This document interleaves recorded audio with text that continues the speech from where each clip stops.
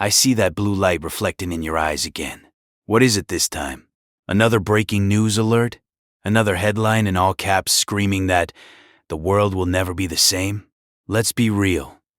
We are living in the era of the infinite beginning of World War III. Every week, some drone flies into the wrong window, or some politician forgets to take his meds and says something stupid, and the internet loses its mind. This is it. It's starting. Buy iodine and dig deeper. Have you ever wondered why we fall for it every single time?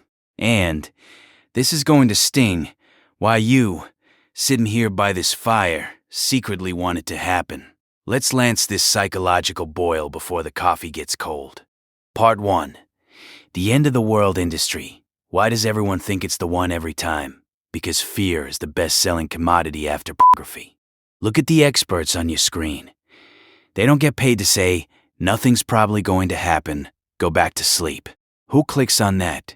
You flip over to Fox News, and you see a retired general drawing red arrows on a map like he's playing a high-stakes game of Risk, his voice trembling about red lines and escalation ladders. Our brains are ancient pieces of meat, designed to find a saber-toothed tiger in every bush. When the algorithms feed you footage of flashes on the horizon, your prefrontal cortex shuts down, and your inner chimpanzee wakes up. It only wants one thing, to grab a stick and scream. We're addicted to the adrenaline dopamine hit. We're bored of paying mortgages. We're tired of looking at electric bills. And then, bam, World War III. Suddenly, life feels epic. You aren't just a guy who's late for work. You're a character in a Mad Max prequel. We mistake fear for the feeling of actually being alive. Part 2. Now, let's get to the heavy stuff. The thing you're afraid to tell your wife while you're checking the expiration dates on the canned beef in the basement. Why do you want it? Not because you're a monster. You're a good man. But you're sick of this gray zone we're drowning in. We live in a world where everything feels fake. The food is chemistry, the news is a script, and your job is moving pixels from one folder to another. You've prepped for years. You've spent thousands on water filters, solar arrays, and tactical med kits. Your neighbors smirk behind your back, calling you the tinfoil hat guy. And at some point, a switch flips in your head. When is this damn cloud finally going to break? You want it because you want clarity. The day World War III actually starts, the world becomes very simple. Tax returns disappear. Gender debates on Twitter disappear. Your moron boss and his quarterly goals disappear. You're left with the only things that actually matter. Heat, water, food, and your ability to protect your family.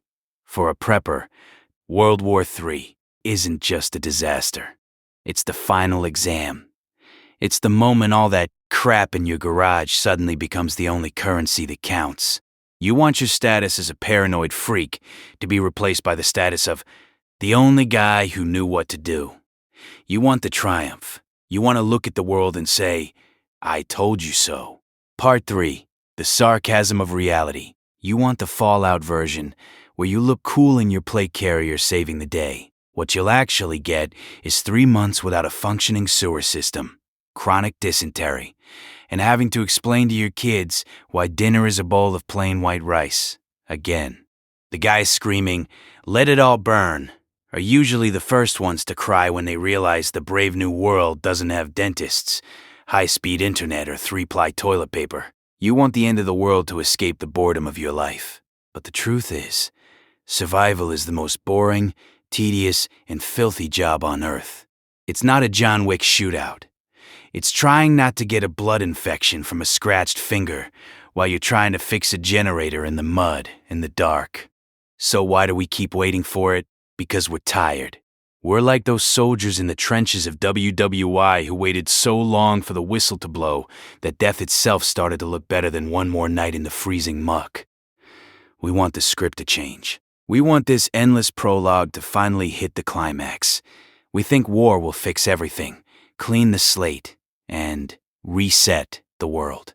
But I'm telling you now, guys, be careful what you wish for. What we have right now, this weird, jittery, annoying but still peaceful world, is the best we've got. If World War III actually kicks off, You'll look back at your electric bills and stupid YouTube influencers like they were a lost paradise.